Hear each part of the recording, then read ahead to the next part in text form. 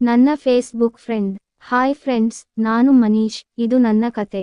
ನನಗೆ 26 ವರ್ಷ ವಯಸ್ಸು. ಮದುವೆ ಆಗಿ 2 ವರ್ಷ ಆಗಿದೆ. ನಾನು ಮದುವೆಗೂ ಮುಂಚೆ ತುಂಬಾ ಹೆಣ್ಣುಗಳನ್ನು ಅನುಭವಿಸಿದ್ದೀನಿ. ಈಗಲೂ ಕೂಡ. ಇವತ್ತು ನಾನು ಹೇಳುತ್ತಿರೋ ಕತೆ ಆನ್ಲೈನ್ ನಲ್ಲಿ ಶುರುವಾಗಿದ್ದು. ನಾನು ಸೋಶಿಯಲ್ ಸೈಟ್ಗಳಲ್ಲಿ ತುಂಬಾ ಆಕ್ಟಿವ್ ಆಗಿರುತ್ತೀನಿ. ಹಾಗಾಗಿ ಫೇಸ್ಬುಕ್ ನಲ್ಲಿ ಒಂದು 44 ವರ್ಷದ ತೆಲುಗು ಆಂಟಿ ಜೊತೆ ಚಾಟಿಂಗ್ ಶುರುವಾಗಿತ್ತು. ನಾನು ತುಂಬಾ ಹುಡುಗಿಯರು ಮತ್ತೆ ಆಂಟಿಗಳನ್ನ ನೋಡಿದ್ದೆ, ಮಾತಾಡಿದ್ದೆ, ಕೆಲವರ ಜೊತೆ ಸೆಕ್ಸ್ ಕೂಡ ಮಾಡಿದ್ದೆ. ಆದರೆ ಈ 44ರ ತೆಲುಗು ಆಂಟಿ ಮಾತ್ರ ಎಲ್ಲರಿಗಿಂತಲೂ ಡಿಫರೆಂಟ್ ಆಗಿದ್ದಳು. ಅವಳಿಗೆ ಸೆಕ್ಸ್ ಫೀಲಿಂಗ್ಸ್ ಅಂತ ಏನೂ ಇರಲಿಲ್ಲ. ಆದರೆ ಜಸ್ಟ್ ಟೈಮ್ ಪಾಸ್ ಮಾಡೋಕೆ ಚಾಟಿಂಗ್ ಮಾಡುತ್ತಿದ್ದಳು. ಚಾಟಿಂಗ್ ನಿಂದ ಕಾಲ್ ಮಾಡೋ ಹಂತಕ್ಕೆ ಬಂದು ಆಗಾಗ ಅವಳ ಜೊತೆ ಮಾತಾಡುತ್ತಿದ್ದೆ. ಹೇಗೆ ಮಾತಾಡುತ್ತಾ ನನ್ನ ಮದುವೆ ಜೀವನ ಹೇಗೆ ಕೆಟ್ಟದಾಗಿದೆ ಅಂತ ಹೇಳಿದೆ. ಆಗ ಅವಳು ಕೂಡ ಅವಳ ಮದುವೆ ಜೀವನದ ಬಗ್ಗೆ ಹೇಳಿದಳು.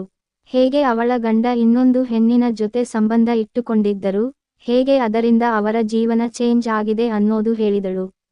ಅವಳು ಮತ್ತೆ ಅವಳ ಗಂಡ ಜೊತೆ ಇರೋದು ಬರೀ ಮಕ್ಕಳಿಗೋಸ್ಕರ ಅಂತ ಕೂಡ ಹೇಳಿದಳು. ಅವಳಿಗೆ ಸಂಬಂಧದಲ್ಲಿ ಮೋಸ ಮಾಡೋದು, ಮೋಸ ಮಾಡುವವರನ್ನು ಕಂಡರೆ ಆಗೋಲ್ಲ. ತಾನು ತನ್ನ ಜೀವನದಲ್ಲಿ ಅಂತಹ ಕೆಲಸ ಮಾಡೋಲ್ಲ ಅಂತ ಎಷ್ಟೇ ಹೇಳುತ್ತಾ ಬಂದರೂ ಕೂಡ ಹಾಗೆ ಇರೋದು ತುಂಬಾನೇ ಕಷ್ಟ ಅಂತ ನನಗೆ ಗೊತ್ತಿತ್ತು. ಅದಕ್ಕೆ ಅಂತಾನೆ ಅವಳನ್ನು ಪಟಾಯಿಸಿಕೊಂಡು ಅವಳ ಜೊತೆ ಕ್ಲೋಸ್ ಆಗೋದಕ್ಕೆ ನಿರ್ಧರಿಸಿದೆ. ಪುಣ್ಯಕ್ಕೆ ನಾವು ಬೇಗನೆ ಫ್ರೆಂಡ್ಸ್ ಆಗಿ ಬಿಟ್ಟೆವು. ಒಂದು ಸಲ ಅವಳು ಬೆಂಗಳೂರಿಗೆ ಬಂದಾಗ ಬರೀ 2 ನಿಮಿಷಗಳ ಮಟ್ಟಿಗೆ ಮೀಟ್ ಮಾಡಿ ಬರೀ ಹೆಲೋ ಅಂತ ಮಾತಾಡಿ ಹೊರಟು ಹೋಗಿದ್ದಳು. ಅವಳೇನು ಅಂತ ಬ್ಯೂಟಿಫುಲ್ ಅನ್ನೋ ಹಾಗಿರಲಿಲ್ಲ. ಆದರೆ ಮಧ್ಯಮ ವಯಸ್ಕ ಹೆಣ್ಣು ಆಗಿದ್ದರೂ ಕೂಡ ಅವಳಲ್ಲಿ ಒಂದು ಕಳೆ ಇತ್ತು. ಅವಳ ದೊಡ್ಡ ಕಣ್ಣುಗಳು, ಗುಂಗುರು ಕೂದಲು, ರಸಭರಿತ ತುಟಿಗಳು, ಗೋಧಿ ಬಣ್ಣದ ಮೈಕಟ್ಟು ನನ್ನನ್ನು ಆಕರ್ಷಿಸಿತು. ಅವಳ ದೇಹದ ಆಕಾರ ಕೂಡ ಚೆನ್ನಾಗಿಯೇ ಇಟ್ಟುಕೊಂಡಿದ್ದಳು. ಅವಳ ಮೊಲೆಗಳು ಇಳೆ ಬೀಳದೆ ಫರ್ಮ್ ಆಗಿದ್ದವು. ಅವಳ ತಿಕವೂ ಅಷ್ಟೇ ಒಳ್ಳೆ ಶೇಪ್ನಲ್ಲಿದ್ದವು. ಒಟ್ಟಿನಲ್ಲಿ ಒಂದು ಒಳ್ಳೆ ಫಿಗರ್ ಆಗಿದ್ದಳು. ಅವಳು ಪರಿಚಯ ಆದ ವರ್ಷದಲ್ಲಿ ಒಂದು ಸಲ ಮೀಟ್ ಮಾಡಿದ್ದೆ. ಅದಾದ ಮೇಲೆ ಅವಳು ಫೇಸ್ಬುಕ್ ಆಪ್ ಡಿಲೀಟ್ ಮಾಡಿಬಿಟ್ಟಳು. ಆದರೆ ನನಗೆ ಅವಳ ಜೊತೆ ವಾಟ್ಸಾಪ್ ನಲ್ಲಿ ಚಾಟ್ ಮಾಡೋಣ ಅಂತ ಅಂದುಕೊಂಡೆ. ಆದರೆ ಮನೆಯಲ್ಲಿ ಸಿಕ್ಕಿ ಬೀಳೋ ಭಯಕ್ಕೆ ಸುಮ್ಮನೆ ಇದ್ದೆ. ಅದಕ್ಕೆ ಅಂತಲೇ ಒಂದು ಸೆಪರೇಟ್ ಮೊಬೈಲ್ ಮತ್ತೆ ನಂಬರ್ ಖರೀದಿಸಿ ಅದನ್ನು ನನ್ನ ಆಫೀಸಿನಲ್ಲೇ ಇಟ್ಟಿದ್ದೆ. ಅದನ್ನು ಕೇವಲ ಅವಳ ಜೊತೆ ಚಾಟ್ ಮಾಡೋಕೆ ಮಾತ್ರ ಇಟ್ಟಿದ್ದೆ. ಅವಳು ಸುಲಭವಾಗಿ ಬೀಳೋ ತರ ಇರಲಿಲ್ಲ. ಅದೇ ನನಗೆ ಅವಳ ಮೇಲಿನ ಮೋಹ ಜಾಸ್ತಿ ಆಗೋದಕ್ಕೆ ಕಾರಣ ಆಯಿತು. ರಾತ್ರಿಯಲ್ಲಿ ಹೆಂಡತಿ ಜೊತೆಯಲ್ಲಿ ಇರುವಾಗಲೂ ಕೂಡ ನನ್ನ ತಲೆಯಲ್ಲಿ ಅವಳದ್ದೇ ಯೋಚನೆಗಳು ಇರುತ್ತಿದ್ದವು. ಅವಳ ಜೊತೆ ಕ್ಲೋಸ್ ಆಗೋದಕ್ಕೆ ದಾರಿ ಹುಡುಕುತ್ತಲೇ ಇದ್ದೆ. ಅಂತೂ ಮತ್ತೆ ಅವಳನ್ನು ಮೀಟ್ ಆಗೋದಕ್ಕೆ ಒಪ್ಪಿಸೋಕೆ ನನಗೆ ಮತ್ತೆ 1 ವರ್ಷ ಟೈಮ್ ಹಿಡಿತು. ಆದರೆ ಅಷ್ಟೊತ್ತಿಗೆ ಅವಳ ಮೇಲಿನ ನನ್ನ ಭಾವನೆ ಬದಲಾಗಿ ಹೋಗಿತ್ತು. ಮೋಹದಿಂದ ಪ್ರೀತಿಗೆ ತಿರುಗಿಬಿಟ್ಟಿತ್ತು. ಅವಳಿಗೋಸ್ಕರ ಎಂಥ ರಿಸ್ಕ್ ಬೇಕಿದ್ದರೂ ತೆಗೆದುಕೊಳ್ಳೋ ಮಟ್ಟಿಗೆ ರೆಡಿ ಆಗಿದ್ದೆ. ಆದರೆ ಅದೇ ಟೈಮ್ ನಲ್ಲಿ ಅವಳ ಗಂಡನ ಕೆಲಸ ಬೆಂಗಳೂರಿಗೆ ಶಿಫ್ಟ್ ಆಗುವುದರಲ್ಲಿತ್ತು. ಗಂಡ ಬಂದ ಮೇಲೆ ಅವಳೂ ಕೂಡ ಬರುತ್ತಾಳೆ ಅನ್ನೋದು ನೆನೆದು ನನ್ನ ಖುಷಿಗೆ ಪಾರವೇ ಇರಲಿಲ್ಲ. ಒಟ್ಟಿನಲ್ಲಿ ಅವಳನ್ನು ಪಡೆಯಲು ಕಾಯುತ್ತಿದ್ದೆ. ಕೆಲವೊಂದು ಸಲ ಅವಳು ನನಗೆ ಮೆಸೇಜ್ ಮಾಡದಿದ್ದರೂ ನಾನು ಮಾತ್ರ ಪ್ರತಿ ಗಂಟೆಗೆ 1 ಸಲ ಮೆಸೇಜ್ ಮಾಡುತ್ತಲೇ ಇರುತ್ತಿದ್ದೆ. ತಮಾಷೆಯಲ್ಲಿ ಹಾಗೂ ಎಲ್ಲಾ ರೀತಿಯಲ್ಲೂ ಅವಳ ಮೇಲಿನ ಪ್ರೀತಿಯನ್ನು ಅವಳ ಹೇಳಿಕೊಂಡಿದ್ದೆ. ಆದರೆ ಅವಳು ಮಾತ್ರ ಬದಲಾಗಲಿಲ್ಲ. ಆದರೆ ನಾನು ಅವಳನ್ನು ಇಷ್ಟಪಡುತ್ತಿದ್ದೀನಿ ಅನ್ನೋದು ಅವಳಿಗೆ ಖುಷಿ ಇತ್ತು. ಅದನ್ನ ಅವಳು ಹೇಳಿಕೊಳ್ಳುತ್ತಿರಲಿಲ್ಲ. ಈ ಹಠಕ್ಕೆ ನಾನು ಇನ್ನಷ್ಟು ಅವಳ ಮೇಲೆ ಜಾಸ್ತಿ ಪ್ರೀತಿ ಮಾಡುತ್ತಿದ್ದೆ. ಅಂತೂ ಕೊನೆಗೆ ನಾವು ಮೀಟ್ ಮಾಡಿದೆವು. ಅವಳು ತನ್ನ ಮಗಳ ಸ್ಕೂಲ್ಗೆ ಸರ್ಟಿಫಿಕೇಟ್ ತೆಗೆದುಕೊಳ್ಳಲು ಬಂದಿದ್ದಳು. ಅಲ್ಲಿಂದ ಅವಳನ್ನು ಪಿಕ್ ಮಾಡೋ ನಿರ್ಧಾರ ಆಗಿತ್ತು. ನಾನು ನನ್ನ ಕಾರ್ ಅನ್ನು ಸ್ಕೂಲ್ನ ಮೇನ್ ಗೇಟ್ ಮುಂದೆ ನಿಲ್ಲಿಸಿಕೊಂಡು ಕಾಯುತ್ತಿದ್ದೆ. 10 ನಿಮಿಷ ಆಗುವಷ್ಟರಲ್ಲಿ ಅವಳು ಪ್ರತ್ಯಕ್ಷ ಆದಳು. ಬ್ಲೂ ಶರ್ಟ್, ಸನ್ ಗ್ಲಾಸ್ ಹಾಕಿದ್ದಳು. ಆಚೆ ಬಂದವಳೇ ನನ್ನನ್ನು ಹುಡುಕಾಡಿದಳು. ನಾನು ಮೊದಲು ಅವಳನ್ನು ಕಣ್ಣು ತುಂಬಿಕೊಂಡೆ. ಇಷ್ಟು ವರ್ಷದಲ್ಲಿ ಇನ್ನಷ್ಟು ಮುದ್ದಾಗಿ ಕಾಣುತ್ತಿದ್ದಳು. ಮತ್ತೆ ನಾನು ಅವಳು ನಿಂತಲ್ಲಿಗೆ ಕಾರ್ ತೆಗೆದುಕೊಂಡು ಹೋಗಿ ನಿಲ್ಲಿಸಿದೆ.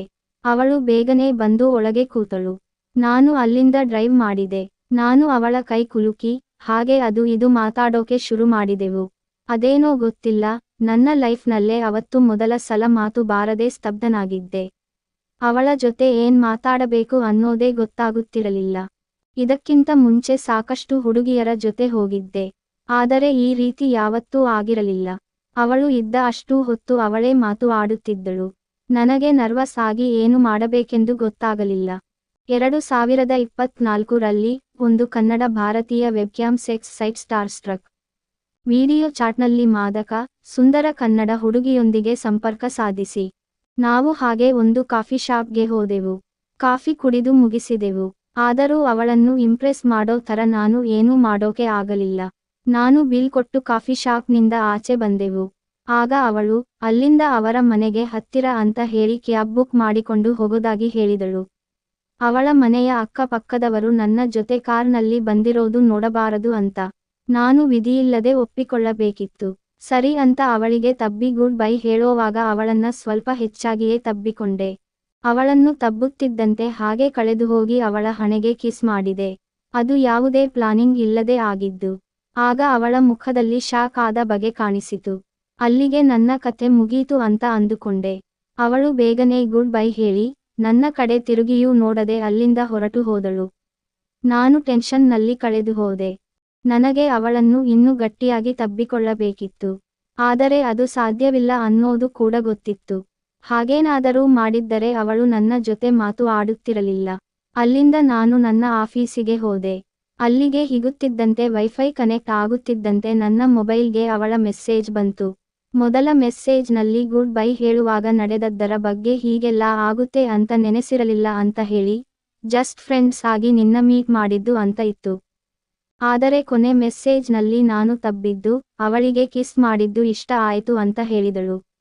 ತುಂಬಾ ಸಮಯದ ನಂತರ ಒಬ್ಬರು ನನ್ನನ್ನು ಪ್ರೀತಿ ಮಾಡಿದ್ದು ಅಂತ ಹೇಳಿದಳು. ಅದನ್ನು ಓದಿ ನನ್ನ ಕಣ್ಣುಗಳು ಅಗಲವಾಯಿತು. ಅಂತೂ ಹೇಗೋ ಏನೋ ಕೊನೆಯಲ್ಲಿ ತಬ್ಬಿ ಕಿಸ್ ಮಾಡಿದ್ದು ವರ್ಕ್ ಆಗಿತ್ತು. ನಾನು ಕೂಡಲೇ ಅವಳಿಗೆ ರಿಪ್ಲೈ ಮಾಡಿ ಆಗಿದ್ದಕ್ಕೆಲ್ಲ ಸಾರಿ, ನನಗೆ ಗೊತ್ತಿಲ್ಲದೇ ಆಗಿದ್ದು ಅಂತ ಮೆಸೇಜ್ ಮಾಡಿದೆ. ಅವಳನ್ನ ಹೇಗೆಲ್ಲ ಲವ್ ಮಾಡುತ್ತೀನಿ, ಹೇಗೆ ಇನ್ನೂ ಅವಳನ್ನು ನನ್ನ ಅಪ್ಪುಗೆಯಲ್ಲಿ ಇರೋದನ್ನೇ ನೆನೆಸಿಕೊಳ್ಳುತ್ತಿದ್ದೀನಿ ಅಂತ ಮೆಸೇಜ್ ಮಾಡಿದೆ. ಅದಕ್ಕೆ ಅವಳು, ನಾನು ಕೂಡ ಇನ್ನೂ ಆ ಫೀಲಿಂಗ್ ಮರೆಯೋಕೆ ಆಗುತ್ತಿಲ್ಲ, ಇನ್ನೊಂದು ಸಲ ಬೇಕು ಅನ್ನಿಸುತ್ತಿದೆ ಅಂತ ಮೆಸೇಜ್ ಮಾಡಿದಳು. ನಾನು ಖುಷಿಯಲ್ಲಿ ತೆಲಾಡುತ್ತಿದ್ದೆ. ವಾಪಸ್ ಮೆಸೇಜ್ ಮಾಡಿ, ನನಗೆ ಈಗಲೇ ನೀನು ಬೇಕು ಅಂತ ಹೇಳಿದೆ. ಅದಕ್ಕೆ ಅವಳು ಈಗ ಆಗೋಲ್ಲ ಅಂತ ಹೇಳಿದಳು. ಆದರೆ ನನ್ನ ಬಲವಂತಕ್ಕೆ ಅವತ್ತು ಸಂಜೆನೇ ಮೀಟ್ ಮಾಡೋದಕ್ಕೆ ಒಪ್ಪಿದಳು. ನಾನು ನನ್ನ ಹೆಂಡತಿಗೆ ಫೋನ್ ಮಾಡಿ, ಇವತ್ತು ಆಫೀಸಿನಲ್ಲಿ ಮೀಟಿಂಗ್ ಇದೆ, ಬರೋದು ಲೇಟ್ ಆಗುತ್ತೆ ಅಂತ ಹೇಳಿದೆ. ಸಂಜೆ ಅವಳನ್ನು ಪಿಕ್ ಮಾಡೋಕೆ ಹೋದೆ. ಚಳಿಗಾಲ ಬೇರೆ, ಕತ್ತಲು ಬೇರೆ ಆಗಿತ್ತು. ಅವಳು ಬೇರೊಂದು ಬಟ್ಟೆಯಲ್ಲಿದ್ದಳು, ಮ್ಯಾಕ್ಸಿ ಡ್ರೆಸ್ನಲ್ಲಿ. ತುಂಬಾ ನರ್ವಸ್ ಆಗಿದ್ದಳು. ನಾನು ಅವಳ ಕೈ ಹಿಡಿದು ಅವಳನ್ನ ಸಮಾಧಾನ ಮಾಡಿದೆ. ಅವಳು ನನ್ನ ಜೊತೆ ಸ್ವಲ್ಪ ಕಂಫರ್ಟೇಬಲ್ ಆಗಿದ್ದಳು. ನಾನು ಒಂದು ಮರದ ಕೆಳಗೆ ಕಾರ್ ಪಾರ್ಕ್ ಮಾಡಿ, ಅವಳನ್ನು ನೋಡುತ್ತಾ, ಐ ಲವ್ ಯು ಹೇಳೋಕೆ ಹೋದೆ. ಆದರೆ ಅವಳು ನನ್ನ ಕಣ್ಣಲ್ಲಿಯೇ ಆ ಲವ್ ನೋಡಿ ಏನೂ ಮಾತಾಡದೆ ಸುಮ್ಮನೆ ಕೂತಿದ್ದಳು. ನಾನು ಅವಳನ್ನು ಮೆಲ್ಲಗೆ ಎಳೆದುಕೊಂಡು ತಬ್ಬಿದೆ. ಅವಳ ತಲೆ ನನ್ನ ಭುಜದ ಮೇಲಿತ್ತು. ನಾನು ಗಟ್ಟಿಯಾಗಿ ತಬ್ಬಿಕೊಂಡೆ. ಆಗ ಅವಳು ಮೊದಲ ಸಲ ನನ್ನ ಕಿವಿಯಲ್ಲಿ ಐ ಲವ್ ಯು ಅಂತ ಪಿಸುಗುತ್ತಿದ್ದಳು. ನಾನು ತಕ್ಷಣ ಅವಳನ್ನು ತಿರುಗಿಸಿ ಅವಳ ಕಣ್ಣಲ್ಲಿ ನೋಡೋಕೆ ಹೋದೆ.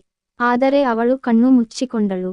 ತುಲ್ಲು ನೆಕ್ಕಿ, ತುಣ್ಣೆ ಚೀಪಿ, ತಿಕಕ್ಕೆ ಹಾಕಿ. ನಾನು ಅವಳ ಮುದ್ದಾದ ಮುಖ ನೋಡುತ್ತಾ, ಹಾಗೆ ಬಗ್ಗಿ ಅವಳ ತುಟಿಗಳ ಮೇಲೆ ನನ್ನ ತುಟಿ ಇಟ್ಟೆ. ಅವಳ ತುಟಿಗೆ ಕಿಸ್ ಮಾಡಿ, ನಾಲಿಗೆಯಿಂದ ಸವರಿ, ಅವಳ ಕೇಳ ತುಟಿಯನ್ನು ಚೀಪಿದೆ. ಆಗ ಅವಳು ಮೊದಲ ಸಲ ಬಾಯಿ ತೆರೆದಳು. ನಾನು ಅವಳನ್ನ ಎಳೆದುಕೊಂಡು ಕಿಸ್ ಮಾಡಿದೆ. ಕ್ಷಣಕ್ಷಣಕ್ಕೂ ನಮ್ಮಲ್ಲಿ ರೋಮಾಂಚನ ಹೆಚ್ಚುತ್ತಿತ್ತು. ಅವಳು ನನಗಿಂತಲೂ ಗಟ್ಟಿಯಾಗಿ ತಬ್ಬಿಕೊಂಡಿದ್ದಳು. ನಮ್ಮ ಕಿಸ್ ಇನ್ನೂ ಗಾಢವಾಗುತ್ತಾ ಹೋಯಿತು. ಅವಳ ನಾಲಿಗೆ ನನ್ನ ಬಾಯಲ್ಲಿ ಆಟ ಆಡುತ್ತಿತ್ತು. ನನ್ನ ಕೈಗಳು ಅವಳ ಡ್ರೆಸ್ ಒಳಗೆ ತೂರಿಕೊಂಡು ಅವಳ ಮೃದು ಚರ್ಮವನ್ನು ಸ್ಪರ್ಶಿಸುತ್ತಿತ್ತು. ಮತ್ತೆ ನಾನು ಅವಳನ್ನು ಎಳೆದು ನನ್ನ ಮೇಲೆ ಕೂರಿಸಿಕೊಂಡೆ. ಅವಳ ದೇಹ ನನ್ನ ದೇಹಕ್ಕೆ ಪ್ರೆಸ್ ಆಗಿತ್ತು. ನಾನು ಕಾರ್ನ ಸೀಟ್ ಹಿಂದಕ್ಕೆ ಮಾಡಿ ಬಗ್ಗಿಸಿದೆ. ಅವಳು ನನ್ನ ಮೇಲೆ ಇದ್ದಳು. ನಾವು ಕಿಸ್ ಮಾಡೋದು ನಿಲ್ಲಿಸಿದೆವು. ಆದರೆ ಅವಳ ಕಣ್ಣು ಇನ್ನೂ ಮುಚ್ಚಿಟ್ಟು. ನಾನು ಅವಳ ಕೆನ್ನೆಗೆ, ಭುಜಕ್ಕೆ, ಕುತ್ತಿಗೆಗೆ ಕಿಸ್ ಮಾಡೋಕೆ ಶುರು ಮಾಡಿದೆ. ಅವಳ ಡ್ರೆಸ್ ಡೀಪ್ ನೆಕ್ ಇದ್ದಿದ್ದರಿಂದ ಅವಳ ಮೊಲೆಯ ಮೇಲ್ಭಾಗದಲ್ಲಿ ಕೂಡ ಕಿಸ್ ಮಾಡಿದೆ. ಅವಳ ಡ್ರೆಸ್ ಮೇಲಿನಿಂದಲೇ ಅವಳ ಮೊಲೆಯನ್ನು ಕಚ್ಚುತ್ತಾ, ನೆಕ್ಕುತ್ತಾ ಕಿಸ್ ಮಾಡುತ್ತಿದ್ದರೆ, ಅವಳು ಜೋರಾಗಿ ಮೂಳುಗುತ್ತಿದ್ದಳು. ನನ್ನ ತುಣ್ಣೆ ನಿಗುರಿಕೊಂಡು ಪ್ಯಾಂಟ್ ಒಳಗೆ ಒದ್ದಾಡುತ್ತಿತ್ತು. ನಾನು ನನ್ನ ಕೈಯನ್ನು ಕೆಳಗೆ ಮಾಡಿ ನನ್ನ ಪ್ಯಾಂಟ್ನ ಅಂಡರ್ ವೇರ್ ಜೊತೆ ಜಾರಿಸಿದೆ. ಆಗ ನನ್ನ ನಿಗುರಿದ್ದ ತುಣ್ಣೆ ಬುಸುಗುಟ್ಟುತ್ತಾ ಹೊರಬಂದು ಅವಳ ತುಲ್ಲಿಗೆ ತಾಗಿತು. ಆಗ ಏನೋ ಹೇಳಲಾಗದ ರೋಮಾಂಚನ ನನ್ನಲ್ಲಿ.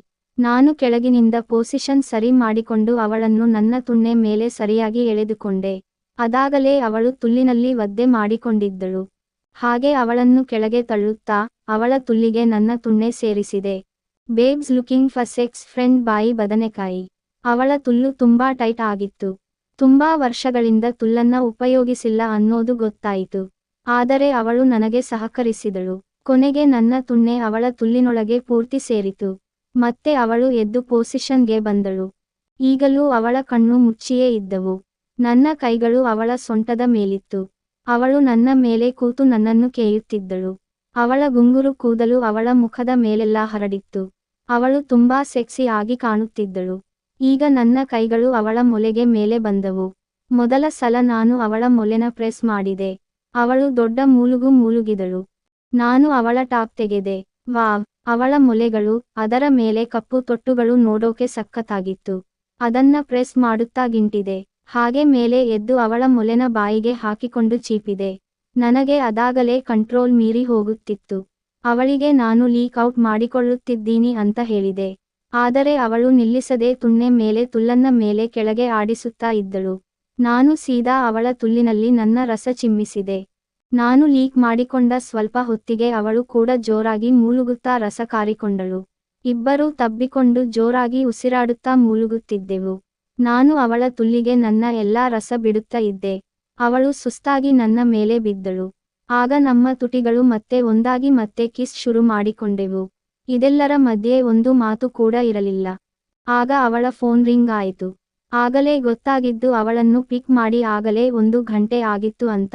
ಅವಳು ವಾಪಸ್ ಅವಳ ಸೀಟ್ಗೆ ಹೋಗಿ ಬಟ್ಟೆ ಸರಿ ಮಾಡಿಕೊಂಡಳು. ಅವಳ ಪ್ಯಾಂಟಿ ನಮ್ಮಿಬ್ಬರ ಜೀವ್ಸುಗಳಿಂದ ಒದ್ದೆ ಆಗಿದ್ದರಿಂದ ಅದನ್ನ ಅಲ್ಲೇ ಆಚೆ ಬಿಸಾಕಿದೆವು. ಆಗಲೂ ಕೂಡ ಒಂದು ಮಾತೂ ಇರಲಿಲ್ಲ. ಮತ್ತೆ ನಾನು ಅವಳನ್ನು ಅವಳ ಮನೆಗೆ ಡ್ರಾಪ್ ಮಾಡಿದೆ. ಅವತ್ತು ರಾತ್ರಿ ನಾನು ಒಳ್ಳೆ ಮಗು ಥರ ಫುಲ್ ನಿದ್ದೆಗೆ ಜಾರಿದೆ. ಕೆಲಸದಲ್ಲಿ ಸುಸ್ತಾಗಿದ್ದೀನಿ ಅಂತ ನನ್ನ ಹೆಂಡತಿ ಅಂದುಕೊಂಡಳು.